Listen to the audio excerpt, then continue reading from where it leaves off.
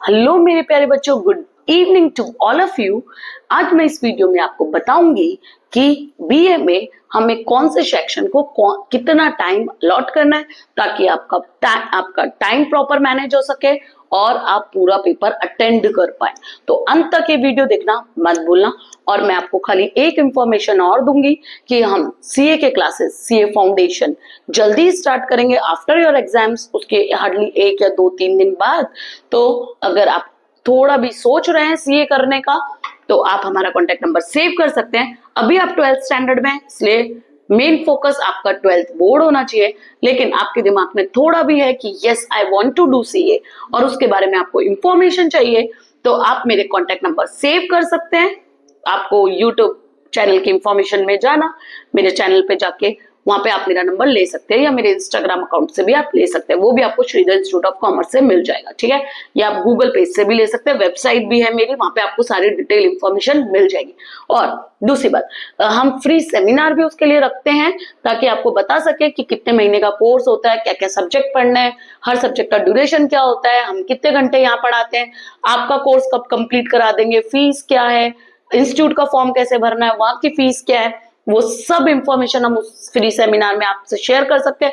So you as well as your parents, if they want to join तो they are welcome here. But ये seminar होगा आपके exam खत्म होने के बाद, तो उसका भी वन शॉट आपको मिल जाएगा। तो अगर अभी तक आपने चैनल सब्सक्राइब नहीं किया है तो सब्सक्राइब कर लो, ताकि ऐसे इंफॉर्मेटिव वीडियोस आपको रेगुलर बेसिस पे मिलते रहे। दूसरी चीज, आपको अगर हमारी पढ़ाई अच्छी लग रही है, हमारे टीचिंग मेथड्स पसंद आ रहे हैं, तो आप हमें आराम से ज्वाइन कर सकते हो। मेरे साथ यहाँ पे 2 सीए की टीम है, यानी sir is a CA and CS, और एक और हमारे साथ मैम है, वो भी सीए और सीएस दोनों है। तो आपको 2 सीएसीएस और एज वेल एज मैथ्स के लिए एक स्पेशल एक्सपर्ट टीचर मिल सकते हैं। तो अगर आपने सीए करने का सोचना है तो आप हमसे कांटेक्ट में रहना after the exams, so that you will get all the information about the CA. आप ज्वाइन कर सकते हैं, ठीक है। चलो, अभी मैं इस वीडियो में आपको बताऊंगी कि बिजनेस स्टडीज यानी ओसीएम में, कई बच्चों को तो ये भी नहीं पता कि ओसीएम को बिजनेस स्टडीज बोलते हैं। तो ओसीएम में आपको कौन से सेक्शन को कितना टाइम अलॉट करना है ताकि आपका पेपर छूटे नहीं, और कौन से सेक्शन के क्वेश्चन कितने लाइन या पेजेस में कंप्लीट करने हैं। Okay, so let's go to on our screen. चलो स्टार्ट करते हैं। किसके लिए? ओसीएम के लिए, या आप बोल दो बीए के लिए, ठीक है। चलो अब मैं आपको बताती हूं कि आपको कैसे करना है। तो देखो, स्टार्ट करो सेक्शन ए से। Section A hardly takes 10 minutes, और कितने क्वेश्चन होते हैं? 20 क्वेश्चंस होते हैं। सेक्शन बी में, इसको तो आप डायरेक्ट ऐसे section A B C D E sequence में करोगे बेटर है। नया सेक्शन नए पेज से स्टार्ट करना।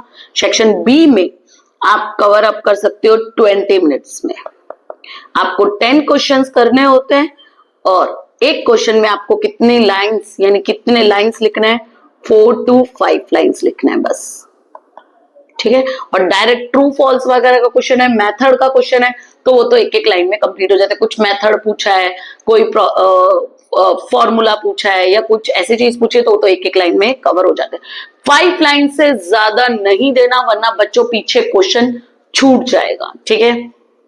ये मैं मैक्सिमम बता रही हूँ। सेक्शन सी, उसमें आपको कितने क्वेश्चन करने हैं?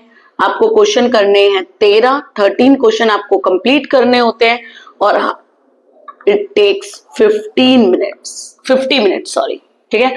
मैक्सिमम बता रही हूं मैं, ये मिनिमम, इससे कम में आप पूरा कर लेते हो that is well and good. ये मैं मैक्सिमम टाइम बता रही हूँ क्योंकि लास्ट में हमारे पास 15 मिनट बचेंगे, जो ब्राउन स्टिकर चिपकाने में, नोटबुक बांधने में और आपकी टेंशन के कारण जो आप पहले छोड़ के आए थे सेक्शन ए में, बी में, वो कंप्लीट करने में जाएगा, ठीक है। चलो, सेक्शन डी के अंदर आपको 8 क्वेश्चन करने होते हैं, और ये आपका लेगा 50 मिनट्स। आप बोलोगे मैम दोनों में एक जैसा क्यों? अरे बच्चों, इसमें ज्यादा लिखना है आपको, इसमें थोड़ा कम लिखना है आपको, ठीक है। तो सेक्शन सी में बता देती हूँ आपको कितने उसमें लिखना है। सेक्शन सी आपको लिखना है 13 क्वेश्चन आपको करने हैं, तो आप हाफ पेज में लिख सकते हो, यानी आप 7 to 10 लाइन्स में लिख सकते हो। और अगर आपको कोई सिर्फ कैरेक्टरिस्टिक्स पूछे तो पॉइंट्स या फ्लो चार्ट में लिखना। It shows a good representation. और अगर आपको रिप्रेजेंटेशन देखना है कि कैसे प्रेजेंट करना है तो उसके वीडियो में बना चुकी हूं, आप वहां जाके देखो कि कैसे क्वेश्चंस को प्रेजेंट करना है। ठीक है, इवन मैंने डायग्राम्स कुछ बना के भी दिखाए थे कि इस तरीके से आप डायग्राम बना के क्वेश्चन कर सकते हो। सेक्शन ई के लिए जो बनाया वैसे अगर कुछ डायग्राम पॉइंट्स में क्वेश्चन पूछा है तो आप डायग्राम बना दो। आप चाहते हो तो मैं आपको यहाँ पे दिखाती हूँ। देखो ऐसा, ठीक है, तो ऐसे डायग्राम्स आप ड्रॉ कर सकते हो। उससे क्या होगा कि आपके पेज ज्यादा भर जाएगा और दिखने में ये बहुत अच्छा लगता है और यहाँ पे नंबर मिलने के चांसेस ज्यादा होते हैं। देखो इस तरीके से देखो, ठीक है ना। एक और मैंने ड्रॉ कर रखा है, वो भी मैं आपको बताती हूँ। एक स्टूडेंट ने मेरे को ड्रॉ करके दिए थे, ये देखो 4 पॉइंट थे। ये लिमिटेशन ऑफ प्लानिंग के सेक्शन सी में पूछा गया था, तो आप इस तरीके से ड्रॉ कर सकते हो। ओके, चलो अब बात करते हैं। हम यहाँ नहीं थे एक्चुअली, ये तो मैं पहले भी एक वीडियो में बता चुकी हूँ, इस वीडियो में वापस बताया। तो इफ यू वांट कि कैसे प्रेजेंट करने हैं आंसर्स को, तो आप वहां जाके देखो दूसरे वीडियोस में। ठीक है, चलो सेक्शन ई हमारा बचता है और सेक्शन ई में आपको करने होते हैं कितने क्वेश्चन बताओ? 3 क्वेश्चन आपको करने होते हैं।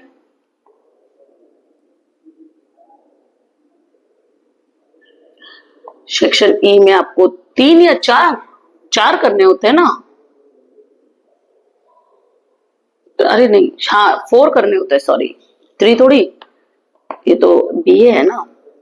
4 क्वेश्चन आपको करने होते हैं सेक्शन ई में और आपके 5 मार्क्स के होते हैं। उनका प्रेजेंटेशन सुपर्ब होना चाहिए, अच्छा होना चाहिए। इफ यू वांट, अगर आपको बहुत अच्छे से आते हैं तो मेरी बानो इसके बाद ये ले लेना, ठीक है। लेकिन अगर आपको बहुत अच्छे से आते हैं तो इवन इसके चैप्टर्स फिक्स हैं, तो आप मेरा ब्लूप्रिंट देखोगे ना, जब मेरे वीडियो में ब्लूप्रिंट का वीडियो देखोगे वहां आपको पता चलेगा सेक्शन ई में फिक्स चैप्टर्स हैं, उन्हीं चैप्टर में से आते हैं हमेशा, तो आपको वो पढ़ लेने हैं। तो अगर आपने ई सेक्शन ई अच्छे से प्रिपेयर किया है तो आप यहाँ पे लिखो सेक्शन ई एज कंपैरेटिवली नीचे, ठीक है, क्योंकि वो आपका टीचर के ऊपर पहले इंप्रेशन गुड इंप्रेशन होती है, तो वो आपकी इंप्रेशन गुड डालेगा। ठीक है, तो सेक्शन ई में आपको 4 क्वेश्चन करने हैं और ये आपके लेगा 35 से 40 मिनट। तो हम 40 मिनट्स यहाँ रख लेते हैं, मैक्सिमम 40 है, नहीं तो मैंने 35 ही अलॉट किए थे। तो अब हम देखते हैं कि कितना कवर हो चुका है हमारा। तो 30 मिनट्स प्लस 100 मिनट्स और प्लस 40 मिनट्स, तो आपके टोटल हो चुके हैं 170 मिनट्स। और हमारे पास कितने थे टोटल? 180 थे, ठीक है। तो हमारे पास टोटल मिनट्स अलॉटेड कितने थे? 180। तो अभी आपके पास खाली कितने मिनट बचे हैं? खाली 10 मिनट ही बचे हैं, जिसमें आप अंडरलाइन जो मेन हेडिंग्स हैं उनको ऐसे सर्कल में डाल दो, ठीक है, या फिर ऐसे रेक्टेंगल कर दो, ठीक है। वो आपको बेस्ट प्रिपेयर देता है। जहाँ पे आप कंक्लूजन लिख रहे हो, एक्सप्लेनेशन लिख रहे हो, तो वो मैंने एक वीडियो अलग से बनाया कि आपको किन पॉइंट्स में प्रेजेंट करना है, तो वो वहां जाके देख लेना कि ये कैसे बीए का पेपर कैसे प्रेजेंट करना है। ज्यादातर चीजों को जितना चार्ट्स में प्रेजेंट कर सको, फ्लो चार्ट वगैरह में, बेटर है, ठीक है। तो ये ले लो, हार्डली आपके पास 10 मिनट्स बचेंगे जो आपके स्टिकर चिपकाने में, नोटबुक बांधने में, इन सब में जाएंगे, ठीक है।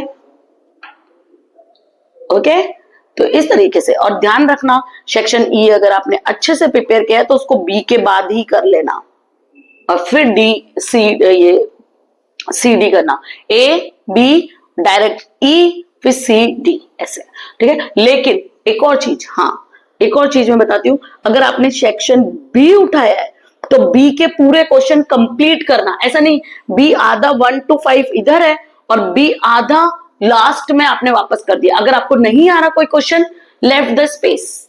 अगर आपने मान लो 1, अब मेरे को 2 नहीं आ रहा बी का, तो मैं क्या करूंगी? स्पेस छोड़ दूंगी, स्पेस छोड़ दो और आगे स्टार्ट करो, ठीक है। लेकिन ऐसा नहीं कि मैंने यहां कर दिया अब बच्चे मैं पीछे करूंगा। अगर टीचर एक बार चेक कर चुका होगा और ऊपर मार्क्स अलॉट कर चुका होगा, वहां बॉक्सेस होते हैं मार्क्स अलॉट करने के लिए, ऊपर वहां पे अलॉट कर चुका होगा, तो पीछे वापस सेक्शन बी में मार्क्स नहीं देगा वो, ठीक है। फिर आपके लक डिपेंड हो जाता है, कोई अच्छा टीचर हो मेरे जैसा तो दे भी सकता है, लेकिन कई टीचर नहीं भी देते क्योंकि उनका पूरा कटिंग हो जाता है आगे उनका काम किया हुआ, and it shows there bad impression, उसके कारण गड़बड़।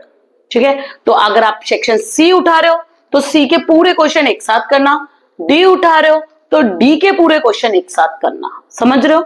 अगर आपको कुछ नहीं आ रहा है तो लेफ्ट दैट स्पेस, उतना स्पेस, उस जितना आप समझते हो कि मेरे को इसमें 10 लाइन लिखनी है तो 12-15 छोड़ दो, ज्यादा छोड़ दोगे चलेगा, लेकिन